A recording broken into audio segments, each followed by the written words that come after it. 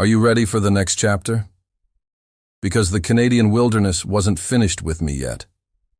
I sat hunched over the flickering campfire, trying to coax some warmth into my numb fingers.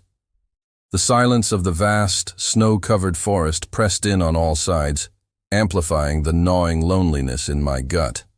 The rustling in the nearby thicket wasn't just my exhausted mind playing tricks on me in the deepening twilight. It was real. The sound came again, halves closer this time. Halves a distinct crunch of snow and the sharp snap of a frozen branch. My heart hammered against my ribs as a dark shape emerged from the shadows just beyond the fire's reach. It was wolf-like, a hulking silhouette moving with a predator's silent grace. But something about its form was lines off. It wasn't quite a wolf. 7s. As it stepped fully into the orange glow, my breath hitched. A magnificent black and silver Alaskan Malamute stood there, its intelligent pale eyes fixed on me. Immediately, a man's voice cut through the frigid air. "Quiet," firm but not aggressive. "Casquet, heel." Following the dog, a man pushed his way through the snow-laden pines. He was tall and broad-shouldered, probably in his late 40s or early 50s, with the weathered, ruddy face of someone who spent their life in the harsh outdoors. He stepped forward cautiously, holding his gloved hands up in a universal gesture of peace, showing he was unarmed. The next hour or so went by in a blur of gratitude and thawing limbs. The dam of silence I had maintained for days finally broke, and the story of how I ended up lost, injured, and alone in this vast frozen wilderness poured out of me. Marcus listened patiently, his expression serious and attentive, occasionally stoking the fire. When I finished, he didn't waste any time. He gently examined my frost-bitten fingers and the gash on my leg, his touch surprisingly gentle for such a large, calloused man. He helped me clean and redress them with proper supplies from his pack.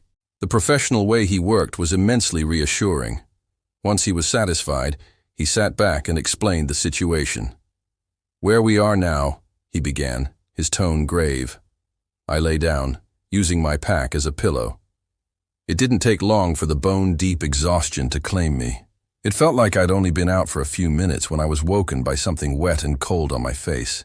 Casquet was nudging my cheek with his nose, his plumed tail thumping a soft rhythm against the snow-dusted ground. "Ah, good, you're awake." Marcus's voice came from the other side of the now smoldering fire. "How are you feeling?" I sat up, stretching my sore muscles. I felt bruised and battered, but surprisingly better than I thought I would. "Sore," I admitted, "but better." Marcus nodded, already packing his gear. "Good, we need to set off as soon as you're ready. Looks like another storm front is moving in, and we need to get as far as we can before it hits." We started off at a brisk pace, Marcus leading the way with Casquet trotting confidently at his side.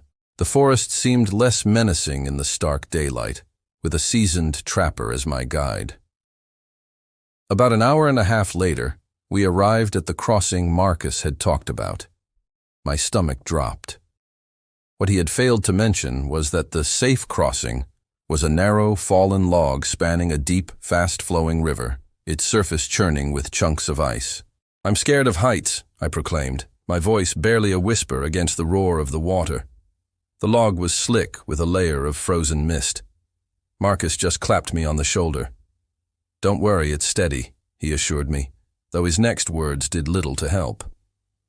"But if you do fall, at least you'll know what a real polar plunge feels like," he said, snickering at Casquet. He led us towards a dense stand of pines where a crude, three-sided shelter stood, its open face turned away from the wind. It was a perfect, defensible position. We built a fire just outside the opening, leaving enough space between us and the wooden wall, positioning the flames to face out towards the forest, a flickering barrier against the encroaching darkness. Once the camp was set, Marcus excused himself. "We need food," he said simply, before disappearing into the woods with his rifle, leaving Casquet to guard me. The dog sat alert, his ears twitching at every sound, a silent, furry sentinel. About an hour later, Marcus returned, carrying 2 plump grouse. We roasted them over the fire and ate in near silence, the simple meal tasting like the best I'd ever had. Exhausted, we settled down to sleep. Once again, Casquet sat guard while we rested. I woke early the next morning, but something was wrong. A wave of dizziness washed over me as I sat up, and my vision was slightly blurred around the edges.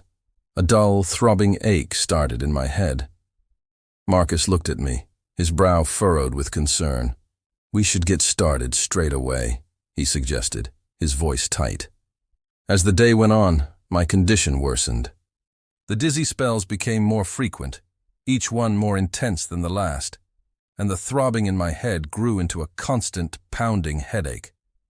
My joints ached, and a fever began to burn through me. About halfway through the day, my legs gave out, and I stumbled, collapsing into the deep snow. Marcus caught me, his face a mask of worry. "We have to stop," he said, his tone leaving no room for argument. "I'll set up camp here. You can't go any further." Marcus quickly set up a camp and got a fire going. He looked at me, worry etched on his face. "Jake, I need to leave you here. I can move faster alone. If you're not found soon, it might be too late. I really think you could have a concussion from that fall. I'm leaving Casquet here to keep an eye on you while I'm gone." I could hear him, but he looked a bit blurry.